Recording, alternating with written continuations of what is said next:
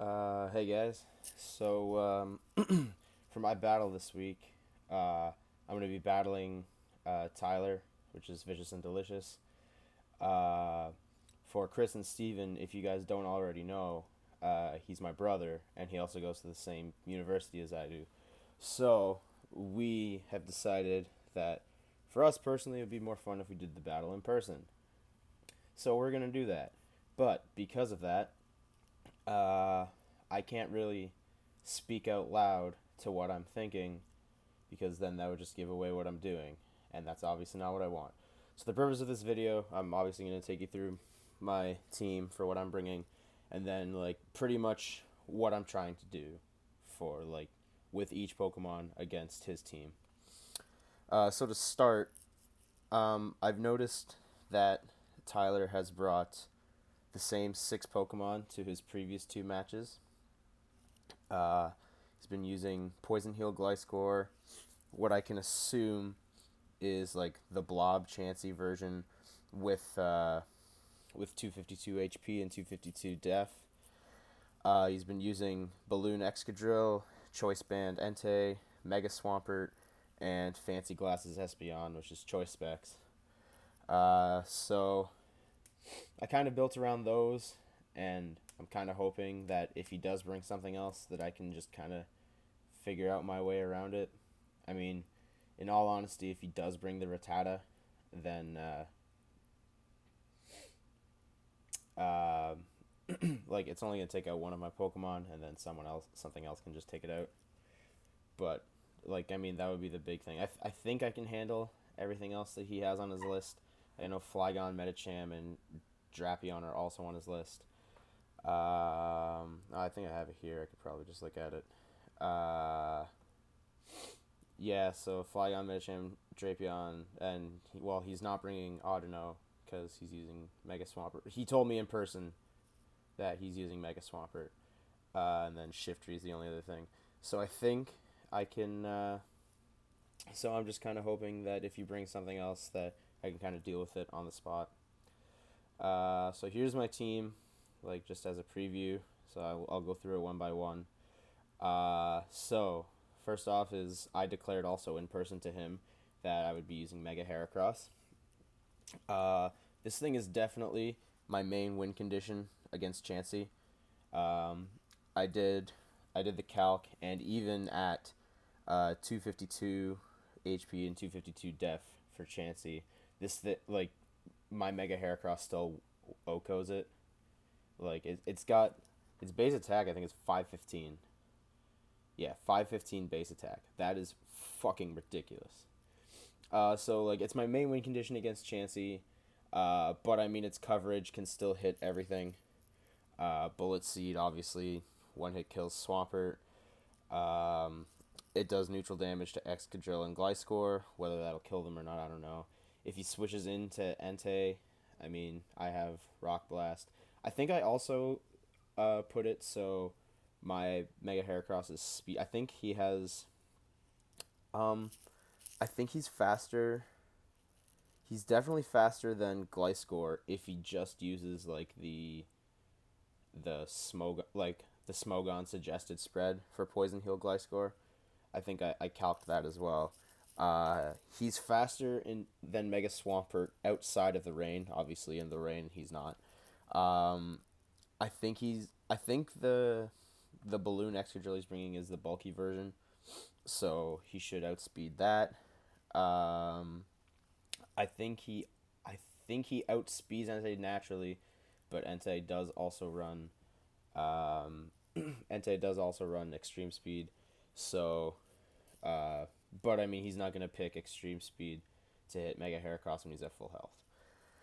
Um, and then okay, so that's basically what Mega Heracross is there for. He's their main win condition against Chansey and Swampert. I would say is probably his best quality.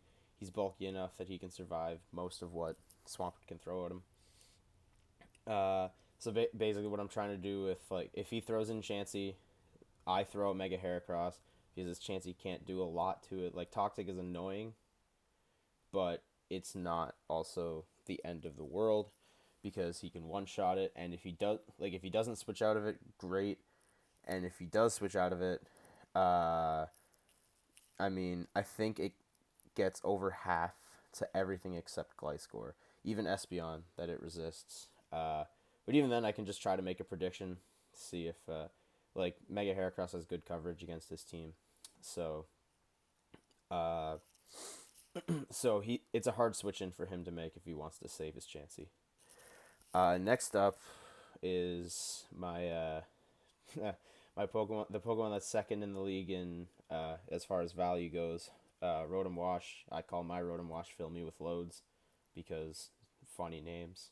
Oh, my Heracross's name is Big Beetle, by the way. But yeah, Fill Me with Loads. I mean, it's just an all around good Pokemon.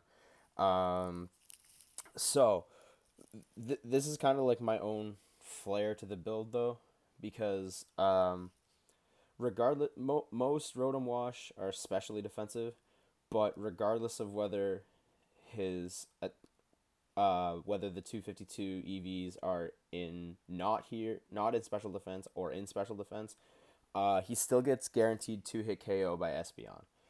So I thought, well, other than Espeon, his whole team is like physically attacking. So I just made him physically defensive because that's just because I'm not gonna switch him into Espeon. I'll get to that predicament in a second, but yeah. So pretty much Rotom Wash is a go-to for anything but Espeon and Chansey. This thing can't really touch Chansey all that much either. Um, it defends against Entei well and also hurts Entei a lot. It hits Hydro Pump hits the other three like it hits Gliscor, Excadrill, and Entei super effectively, which is like the main concern. The only issue I see with Rotom Wash in this matchup is that 3 of Tyler's Pokemon are ground types. So I can't get full momentum off of Volt Switch. I might just have to go for a regular switch, which is annoying but can still be dealt with. Will-O-Wisp, like I said, 4 of his 5 main attackers, not including Chansey as a main attacker, 4 of his 5 main attackers are physical. Uh, I can't burn Entei, obviously, but excuse me. Gliscor. Well, I'm hoping to deal with Gliscor later. I'll get to that in the next Pokemon, but burning Excadrill and Swampert would be huge if I could do that. And as well, if I do end up having to switch, like he's also a good check. Rotom Wash is also a good check for Swampert. And if I do happen to switch into him and he doesn't switch out for whatever reason, I'm packing Hidden Power Grass. And if he does switch out and I use Hidden Power and it hits another Pokemon, I mean, it hits neutral on everyone except Entei, and then it hits super effectively on Swampert. So how's he gonna guess? Um, but yeah, so that's Rotom Wash. He's just an all around good Pokemon. My own flair was making him physically defensive instead of specially defensive. So next Pokemon, Dong Snout. This is Crocodile. One of my favorite Pokemon to use competitively, and in both games that I've played so far in this league, I have just completely thrown him away. Uh, to be completely honest, I plan to lead with this Pokemon because in both of Tyler's previous battles and in the before the tournament began and we were just practicing, we picked teams and we battled against each other. He led with his Gliscor. And you know what? Gliscor is not nearly as annoying if he's not poisoned. So, if you knock him off, then Gliscor is pretty much a dead Pokemon. His Gliscor does not run Protect, unless he changed that. But still, my theory is if he leads with Gliscor and I lead with Crocodile, then and even if he does realize, hey, he's gonna knock off my Pokemon. Knockoff is still a great move to just use on a switch out, because then it makes whatever unless he switches into Mega Swampert, I guess that's the only one. But like if he switches into anything else, which realistically I guess Swampert is a good switch in, but like another good switch in would probably be Espeon because of his speed advantage and his coverage. Um, if it hits anything but his Mega, it's going to be a major hit to his team regardless, knockoff is just a good move in general on a leading, even if I do have stealth rock. But if it gets to the point where I lead Crocodile and he leads Gliscor, I'm definitely going with knockoff first because it basically makes Gliscor a dead Pokemon. But I mean, other than that, it's like a standard. Well, I mean, this is a standard Crocodile set. Stealth Rock, knockoff, Earthquake, superpower. Just it gives him the most power for the best coverage, or like the best coverage for the most power, however you want to say it. Jolly Nature, just to make sure that I can outspeed like borderline things. I didn't calc it out, but I think like the speed variants of Excadrill are close in speed. I need to make sure that I outspeed Entei minus the extreme speed. Just a good like I don't know. He's just a good Pokemon, and I've poorly used him in my previous two matches, so I'm hoping to remedy that this time around. Now on to the next Pokemon is Gyarados, my my winged sausage. So I used Gyarados in week one. I tried a choice scarf set with him, and he was seemed I it was the goal was like choice scarf him and give him Moxie, so that way like every time I pick like he would be super fast and I could try to pick up a kill and boost his attack and keep sweeping, but it just he just didn't have the raw power because when you're in my opinion, if you're scarfed, banded, or specs, then you should also have a nature that helps out with the same stat that the item helps out with, because then that just makes it so it's max that stat. So in that case, if I was choice scarfed, I gave him a jolly nature like I did this time, just so I could have the maximum amount of speed possible. But he just lacked the raw power that I needed to break through some of his Pokemon. I think it was Alex that I played against. Um, so this time I'm taking a much more careful approach. The point of this set was, I think, can I outspeed everything? I think I can outspeed his Gliscor. Like the point was, he has he has a lot of ground type attackers, and I think I haven't seen the fourth move on his Excadrill. I know he has Rock Slide, Iron Head, and Rapid Spin, but it wouldn't surprise me at all if he has Earthquake.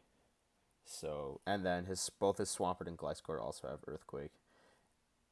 So the point of this set was to like, and like the Intimidate's good. So if he's playing on like, I guess Swampert would be a good time to switch him in.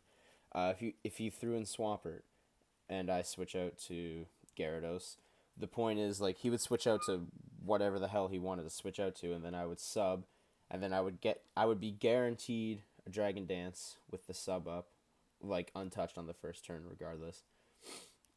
Um, and then just try to go from there. Hopefully, a Dragon Dance can help him sweep. It was just a good idea to like, because again he has three ground types and that's whatever. And then he does have Entei as well. His Entei does run Stone Edge, but hopefully after Dragon Dance I outspeed him. Actually, yes, after Dragon Dance I do outspeed him. Also notable is after Dragon Dance, Gyarados does outspeed and one hit KO Espeon. Again, we'll get to Espeon in a minute. Trust me, if you guys are noticing the issue, I noticed it during the team building process as well. You know what? On that note, I'm going to go to my last Pokemon, because originally I had Claydol in this spot here, but then I realized Claydol, it was going to be my Rapid Spinner, but then I realized other than that, Claydol doesn't do much, because in what is particularly an OU metagame, he doesn't deal a lot of damage, because in his NU format, he's like your tanky attacker. So anyways, well, I guess we'll get to the problem of Espeon now. The other problem with Claydol was that, like it was the problem with that I noticed with like the rest of my team so far. Espeon it just has a safe switch into everything. He does outspeed naturally everything on my team, and and most importantly, I don't know what his fourth move is. I've seen him use Psychic, Dazzling Gleam, and Shadow Ball, Um, Amazing coverage on my team, by the way. So like the showdown set says to run Trick. I just knowing how my brother is, I highly doubt he's running Trick. So I thought, well, speed, like if I can't outspeed him, I should try to tank him out. But so I thought let's bring in a steel type. So I tried throwing in Heatran, and after calcing it a lot, I just did like the air balloon set with Heatran. Heatran still, the problem, he was guaranteed to get 3-hit KO'd, and if I switched into Espeon, which Espeon outspeeds him, so I would switch in and Espeon gets a free attack, so there's 1 hit, and then he would attack again and get another hit, so that's 2 hits, and then none of my moves 1-hit KO'd him, so he would just get free hit next time and kill Heatran, and that's obviously not what I wanted. So, um, so I thought, well, let's add my own flair, and we will throw an assault vest on him, because I had like the same 4 moves here, um, with the air balloon on him. But I thought let's just make him tanky. And again, like the air balloon is notable because, like I said, 2 possibly 3 of his Pokemon are running Earthquake. But I mean, air balloon only lasts once. All he needs to do is just hit it once. If he has like, even if he just has Excadrill out, all he needs to do is rapid spin it, and then he can just Earthquake it. My thing is like Heatran, Assault Vest Heatran is supposed to be like, with these EVs as well. He's supposed to outspeed quite a few of his Pokemon. Um, the Assault Vest is just to make him my safest switch into Espeon, and that was like kind of the main idea. It was just more to out tank Espeon and hopefully um, not have to get swept by that thing. So if he throws an Espeon, I'm most likely going to just throw in Heatran, just out of like desperation almost. And then my last Pokemon, Virizion Hammerhead. So after adding that, now it was the 6th, but it was really my 5th after I took out Claydol. I said, well, I'm not gonna have Claydol, Crocodile, and Heatran and give his Mega Swampert a field day. So after that whole thing, I decided, let's just I don't know. I just used Virizion last time and it seemed okay. I'm giving him a Lumberry because I know his if he tries to switch into Chansey, thinking that